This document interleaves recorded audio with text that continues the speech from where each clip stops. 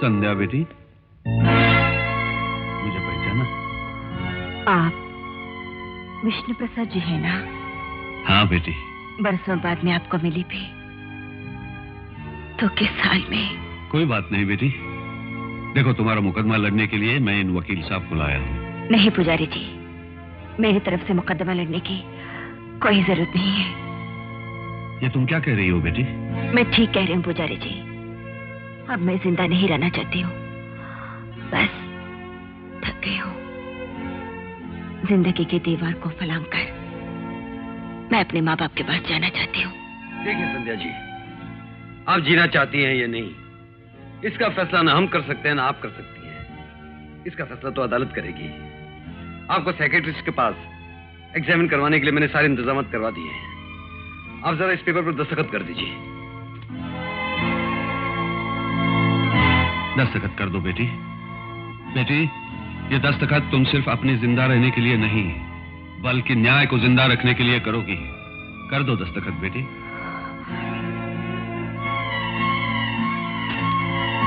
संध्या। संध्या जी, मेरे गुरु ने कहा था कि गुस्सा करना अच्छी बात है, इससे मन का मवाद निकल जाता है। मैं ये फैसला करके आया था कि आपको साइकियाट्रिस्ट के पास जरूर लेकर जाऊंगा, इसलिए मैं अपने साथ इतने सारे कागजात लेकर आया था। देखिए, लीजिए। संध्या बेटी, दस्तखत कर दो। दस्तखत कर दो बेटी। संध्या जी, मैं आपसे ये वादा तो नहीं करता हूं कि मैं आपकी जान बचा ही लूंगा, लेकिन इतना वादा जरूर करता हूं कि आपके खूनी बनने का जो कारण है, वो कारण सारी दुनिया को बताकर रहूंगा। अगर आज आप इस काम में मेरी मदद करें तो जिंदगी भर मैं आपका एहसानमंद रहूंगा। Please Sandhya ji.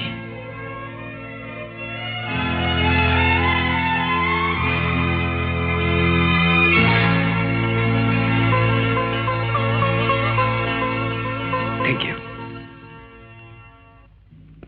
इंस्पेक्टर, ये रहे कोर्ट के ऑर्डर्स। मुझे सोमनाथ फैमिली की केस की फाइलें वेरिफिकेशन के लिए चाहिए। इंस्पेक्टर खन्ना। सर। सोमनाथ के केस की फाइल लाइए। Okay sir.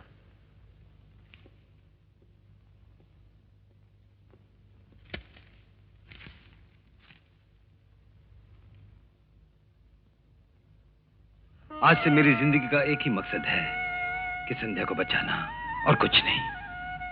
कितने महान आदर्श हैं तुम्हारे और कितने नेक विचार हैं तुम्हारे दिल में, तो भगवान भी तुम्हें निराश नहीं करेगा बेटा। तुम्हारी धर्मपत्नी से तुम्हें जरूर मिलाएगा, यही मेरा आशीर्वाद है। अच्छा, तो सोमनाथ जी का पूरा परिवार इस मकान में रहता था? हाँ बेटे। पुजारी जी, ये किसने लिखा है? वो संध्या ने।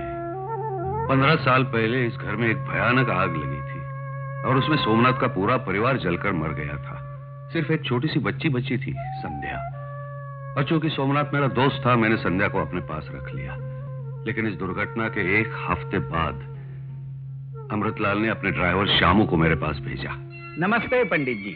अरे आओ भाई श्यामू, कैसे आना हुआ? मुझे अमृतलाल जी ने भेजा है। क्यों? सोमनाथ की वो अनाथ बच्ची है ना संध्या, हाँ, उसे हमारे साथ गोद लेना चाहते हैं। इतनी मासूम बच्ची को दुखी देखकर हमारे साथ चिंता में घुले जा रहे हैं। मैं उस बच्ची को लेने आया हूँ। वाह वाह वाह।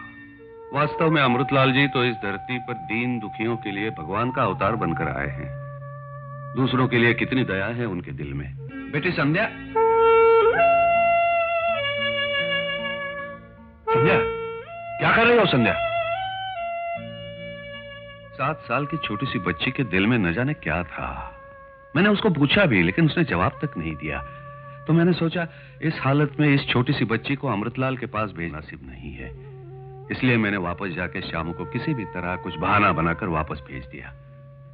कुछ दिनों बाद संध्या और उसे अपने साथ जलगांव ले गई।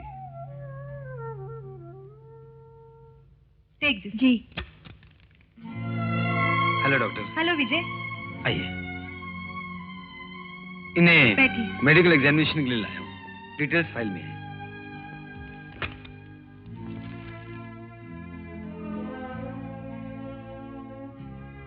संध्या, एक बात बताओ, तुम्हारी शादी को कितने साल हुए? 4 साल। तुम्हारे पति तुमसे प्यार करते हैं? बहुत। इन 4 सालों में तुम्हारे पति कभी तुमसे नाराज हुए? नहीं। हाँ, कभी कभी गुस्से से डांट दिया करते थे। एक तरफ से उस गुस्से का कारण मैं ही हुआ करती थी। संध्या, तुम्हारे पति के पास ऐसी कौन सी चीज थी जो तुम्हें बहुत पसंद थी? उनकी रिवॉल्वर। रिवॉल्वर? हाँ, क्योंकि मैं उसी रिवॉल्वर से अपने भयानक सपनों को तोड़कर चकनाचूर कर देना चाहती थी। कैसे भयानक सपने? तुम्हें कुछ याद है? सब याद है। नींद में देखे हुए सपने जागने के बाद अक्सर याद नहीं रहते हैं, लेकिन मैंने वो सपने सोते हुए नहीं, जागते हुए भी देखे हैं। वो खौफनाक सपने अक्सर मेरा पीछा करते रहते थे। उन सपनों में तुम्हें कौन दिखाई देता था? मेरी माँ और एक जलील इंसान। कौन था वो जलील इंसान? अमृतलाल। थोड़ा तफसील से बताओगे? अमृतलाल की मौत के साथ साथ पुराने जख्मों पर मरहम लग गया है। फिर उस दास्तान को छेड़कर जख्मों को ताजा मत कीजिए। ओह, आई एम सॉरी। कोई बात नहीं। तुम्हारे सपनों में आने वाली माँ क्या अब भी तुम्हें अच्छी लगती है? हाँ, मेरी माँ मुझे जान से ज्यादा प्यारी लगती है। मेरा बचपन मुझे ऐसे याद है जैसे कल की बात हो। वो मुझे गोद में लिटाकर गौतम बुद्ध की कहानी सुनाती थी, महात्मा गांधी और तमाम आदर्श वालों की कहानियां सुनाया करती थी। लेकिन गांधी जी ने तो हमेशा अहिंसा का सबक सिखाया था। फिर अमृतलाल का कत्ल करके तुम्हें ऐसा नहीं लगा जैसे तुम्हारे यहाँ तो बहुत बड़ा पाप हो गया? बिल्कुल नहीं। अमृतलाल भी तो गांधी टोपी पहनता था। क्या उसने हिंसा नहीं की? क्या उसने मेरी माँ की जान नहीं ली? हाँ, very good. Okay Vijay, you can take her. Thank you doctor.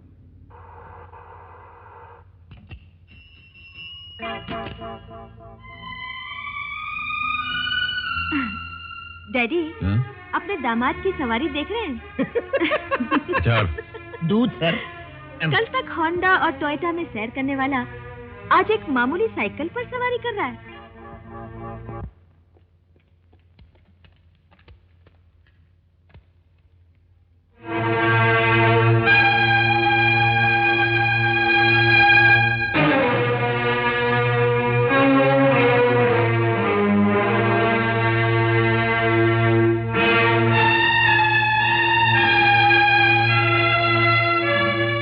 कोई वकील है? योर ऑनर, मुल्जिमा की तरफ से मैं वकालत करूंगा। मिस्टर विजय, मुल्जिमा संध्या ने मशहूर नेता अमृतलाल का खून किया है और पुलिस स्टेशन में जाकर अपने जुर्म का इकबाल करते हुए अपने आप को गिरफ्तार करवाया है। ये जानते हैं आप? जी बिल्कुल जानता हूं योर ऑनर। मैं अदालत को वो सच्चाई बता देना चाहता हूं जिसके तहत संध्या ने कत्ल किया, और मुझे पूरा विश्वास है कि उसके बाद कानून की नजरों में इसके लिए हमदर्दी पैदा हो जाएगी, और इसीलिए मैंने यह केस टेकअप किया है। All right, public prosecutor please proceed. Your honour, मेरा पहला गवाह है इंस्पेक्टर ईश्वरलाल।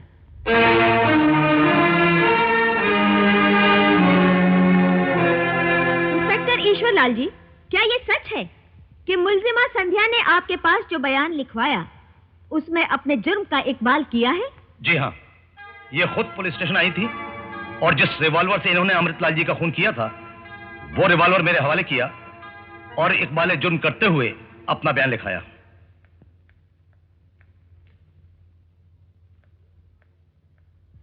यही वो रिवॉल्वर है? जी हाँ, ये वही रिवॉल्वर है। इस रिवॉल्वर को फिंगरप्रिंट एक्सपर्ट के पास भेजा था? जी हाँ, भेजा था। हाँ, इस पर किसके फिंगरप्रिंट्स पाए गए? संध्या के। Thank you, that's all your honour. Mister Vijay, आप क्रॉस एग्जामिन कर सकते हैं। अभी नहीं योर ऑनर, बाद में करूंगा। बाद में? मतलब कब? कोर्ट के बर्खास्त होने के बाद घर पर आराम से करेंगे your honour. Order order. Prosecutor, defence lawyer का मजाक उड़ाना कानून की तौहीन है और अदालत इस बात की बिल्कुल इजाजत नहीं देती। Court does not allow. Sorry your honour. Mister Vijay, आप इस वक्त क्यों क्रॉस एग्जामिन नहीं करना चाहते? योर ऑनर, उलझन पैदा होने का खतरा है, इसलिए जब समय आएगा उसी वक्त मुझे क्रॉस एग्जामिन करने की इजाजत दी जाए। ये मेरी अदालत से दरख्वास्त है। Permission granted. Thank you sir. Next witness please. Sharda Devi ji, क्या आपने कत्ल से पहले इस लड़की को कभी देखा था? जी नहीं। खैर, कत्ल करते हुए देखा? खुद मैंने अपनी आंखों से देखा है। मेरी आंखों के सामने यह हादसा हुआ था।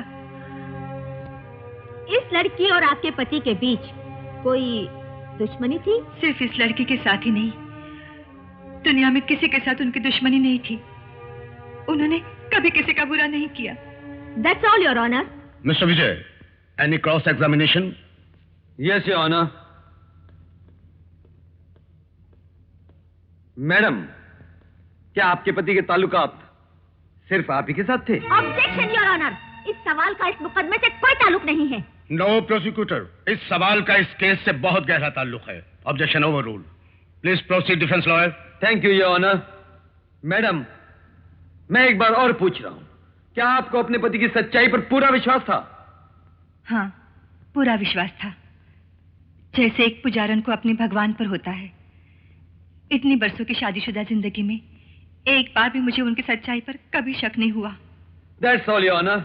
योर ऑनर, हमारे डिफेंस लॉयर के पास अपनी मौकिला को बचाने का एक ही रास्ता है कि वो मुल्जिमा को एक दिमागी मरीज साबित करने की कोशिश करेंगे। लेकिन इन बेचारों को मैं ये मौका हरगिज नहीं दूंगी। My next witness is doctor Lalita.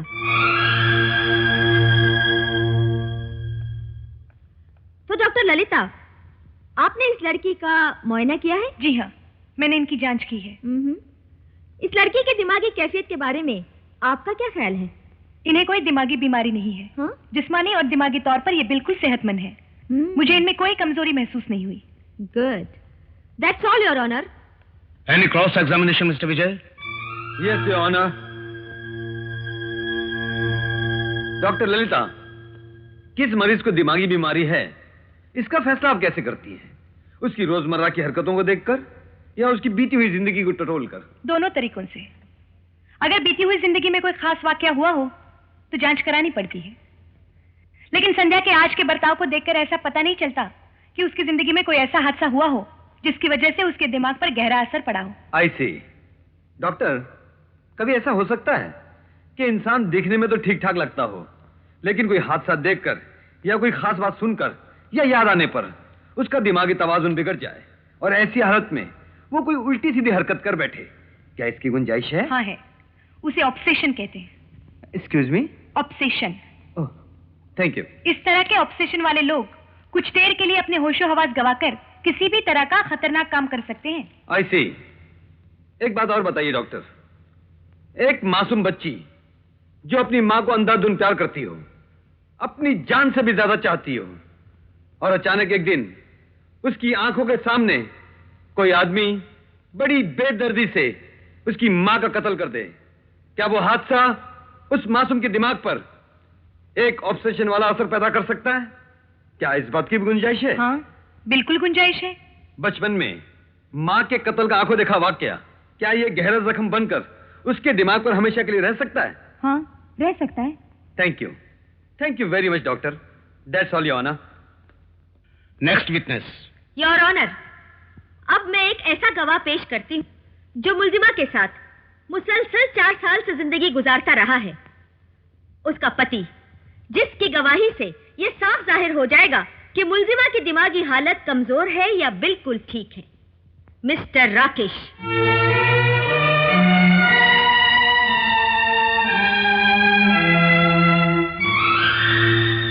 हाँ मिस्टर राकेश, सच सच बताइए, आपकी पत्नी आपके साथ ठीक तरह से रहती थी? नहीं, हर वक्त किसी न किसी सोच में डूबी रहती थी, कोई न कोई मंसूबे बनाती रहती थी। किस तरह के मंसूबे? खून करने के। हर घड़ी उसके दिमाग में यही ख्यालात उभरते थे, और जैसे उसे मौका मिला उसने खून कर दिया। वो मंसूबे बनाती थी, ये आप कैसे कह सकते हैं? 15 साल से सुबह शाम वो जिस मौके की तलाश में थी, आखिर वो मौका उसे मिल गया। अपने मंसूबे को पूरा करने के लिए जाते वक्त उसने मुझे आखिरी चिट्ठी लिखी, और यही इस बात का सबूत है। क्या यही वो चिट्ठी है? हाँ, यही है। और ये रिवॉल्वर आप ही का है ना? जी हाँ, ये रिवॉल्वर मेरा है। Thank you very much. Any cross examination mister defence lawyer? Yes your honour. अब भी वक्त है, केस विड्रॉ कर लो, इज्जत बच जाएगी। मुझे इज्जत नहीं, इंसाफ चाहिए। अपनी इज्जत बचाने की तुम फिक्र करो। हाँ तो मिस्टर राकेश, आपने अपनी पत्नी के इरादे और मंसूबों के बारे में बहुत कुछ बताया। आपने यह भी बताया कि आपकी पत्नी हर वक्त कुछ न कुछ सोचती थी, या खुद उसने कभी बताया कि वो क्या सोचती थी, क्या मंसूबे बनाती थी? नहीं, इसने कभी कुछ नहीं बताया। जब भी इसे पूछता टाल जाया करती थी, लेकिन हमेशा किसी न किसी परेशानी में उलझी रहा करती थी। ठीक है, आपने उससे किसी डॉक्टर को दिखाया? बहुत से डॉक्टरों को दिखाया और उन सब का यही कहना है कि ये किसी दिमागी परेशानी से बेचैन है और कुछ ही दिनों में खुद ही ठीक हो जाएगी। Please note down this point your honour. बहुत से डॉक्टरों ने कहा कि ये किसी दिमागी परेशानी से बेचैन है। थैंक यू राकेश, ये बहुत ही काम का पॉइंट है। अब एक बात और बताना, क्या उन डॉक्टरों के कहने के मुताबिक संध्या ठीक हो गई? नहीं, ठीक तो नहीं हुई, बल्कि इसकी बीमारी और ज्यादा बढ़ गई है, और इतनी ज्यादा बड़ी है कि इसने बिल्कुल निडर होकर हजारों लोगों के बीच जाकर उसका कत्ल किया है। और अब जबकि यह साबित हो चुका है कि इसका ठीक होना नामुमकिन है, तो मैंने भी एक फैसला कर लिया है। कौन सा फैसला? इसे तलाक देने का। राकेश,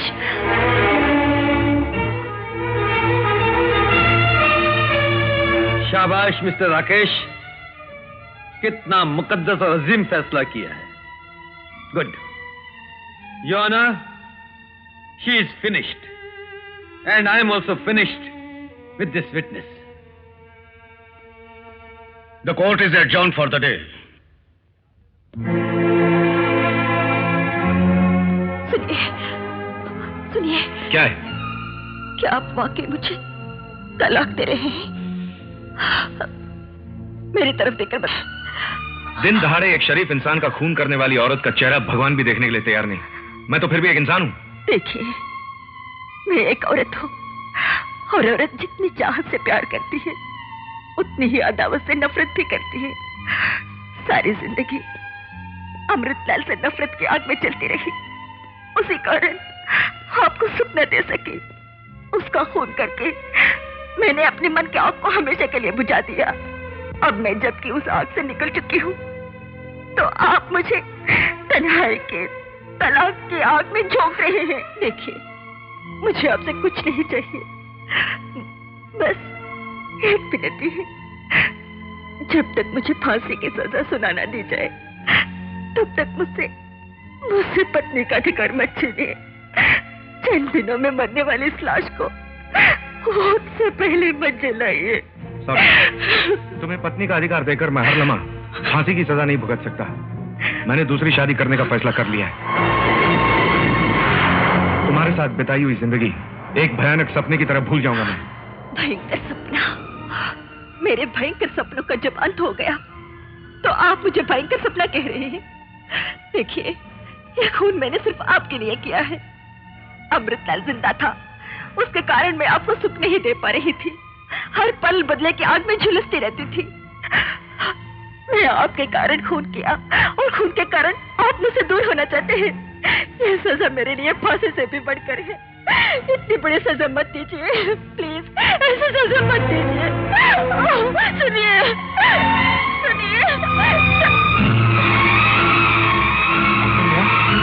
संध्या, संध्या, संध्या।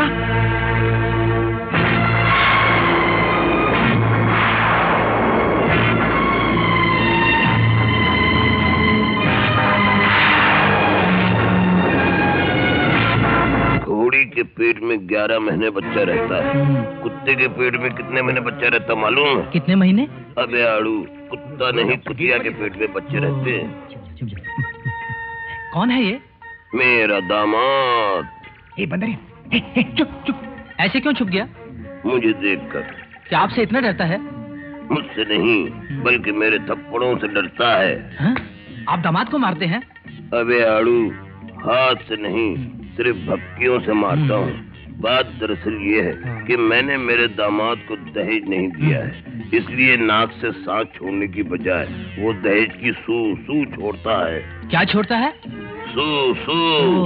एक बात और है आड़ू, इतने साल हुए मेरी बेटी की शादी को होके अब तक मेरा पाँव भारी नहीं हुआ। आपका? मेरा नहीं, मेरी बेटी का पाँव भारी नहीं हुआ। मुझे तो ऐसा लगता है कि ये जो मेरा दामाद है ये हाँ जी समझा समझे, इसीलिए मैं उसको दहेज नहीं देता और वो मुझसे छुपता रहता है। हाँ? मुझे ऐसा लगता है कि तुम अब जाओगे। मैं चलता हूँ। तो जाओ। Lajwanti wifey, I love you wifey, Lajwanti. अरे तुम कहाँ हो लाजवंती? My wifey. अरे लाजवंती, हमारे जो वकील साहब है ना, उनके यहाँ मेरी तरक्की हुई है। मुखलो। अरे मुंह मीठा करो।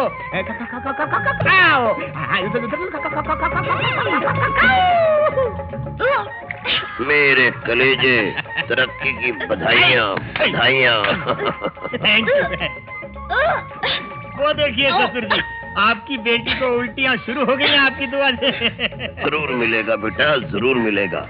एक दिन में 2-2 खुशियाँ, फिर दहेज क्यों न मिले। लो मिठाई खाओ। मैं उल्टा कर चुका हूँ। खा लो बेटा। मुझे अब जरूरत नहीं है। मैं कहता हूँ ना खा लो। मैं बहुत खुश हूँ। अरे बेटा खा लो, खाओ। हाँ मुबारक हूँ, मुबारक।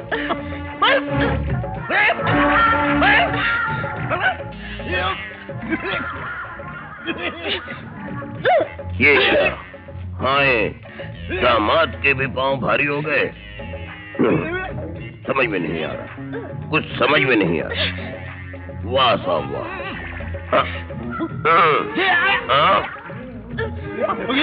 अबे ओ सड़े हुए दामाद, ये सड़े हुए तेल की मिठाई कहाँ से लाया?